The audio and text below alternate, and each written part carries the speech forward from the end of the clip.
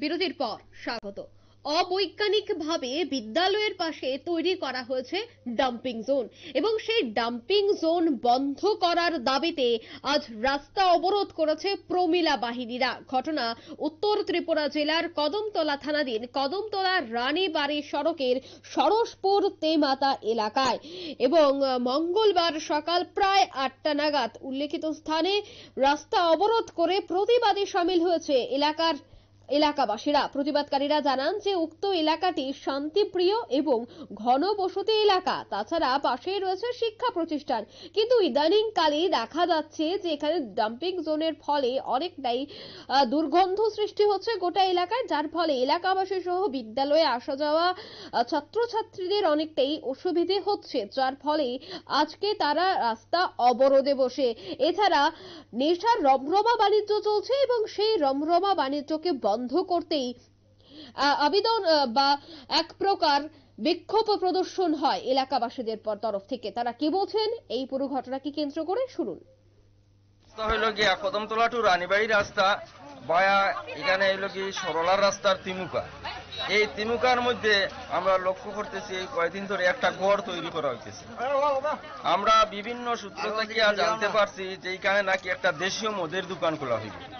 Even যে মদের দোকান খুলবো তার নাম হলো দিবাকর নাথ, সেও এখানে গতদিন আইছে, আইয়া আমরা সাথে দেখা করছে এবং আমরা তারে পরিষ্কার জানাইয়া দিছি যে আমাদের এই এলাকাতে কোনো মদের দোকান খোলা সম্ভব হবে না, তুমি খুলতে পারবে না। তো সে এইখান থেকে গেছে গিয়া।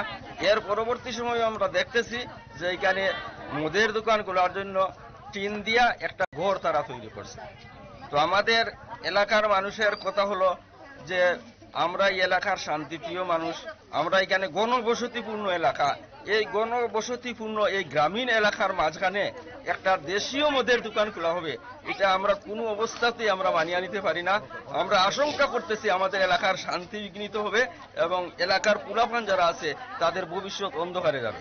এছাড়াও লক্ষ্য করছি আমরা দীর্ঘদিন ধরে এখানে আমাদের এই সরসপুর স্কুল যে ফিল্ড আছে, ফিল্ডের কোনার মধ্যে কদমতলা বাজারের যত আবর্জনা আছে সব আবর্জনা এখানে কে বা কারা জানে, খুব সম্ভবত এটা পঞ্চায়েতেই, কদমতলা পঞ্চায়েতেই ডিসিশন নিছে নেয়া এখানে এই 7 নম্বর ওয়ার্ডের সরসপুর এসবি স্কুলের ফিল্ডের কোনার মধ্যে বাজারের যত আবর্জনা আছে এটা মাসের পর মাস দিনের পর দিন প্রতি সপ্তাহে গাড়ি গাড়ি করে এনে পালানো হচ্ছে এবং এখানে আগুন দেওয়া হচ্ছে জাবড়ার মধ্যে। আগুন দেওয়ার পর জাবড়া যখন জ্বলার পর দেখা যায় কি তার ধোঁয়া এলাকার মধ্যে মেঘের মতো আচ্ছন্ন করিয়া রাখে আমাদের বাড়ি ঘরের মধ্যে। এলাকার এখানে প্রায় 50-60টা বাড়ি আছে, একেবারে 200 মিটার।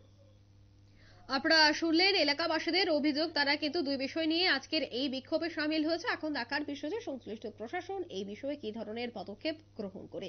নিয়ে নিচ্ছে ছোট্ট একটি বিজ্ঞাপন বিরতি, সাথে থাকুন।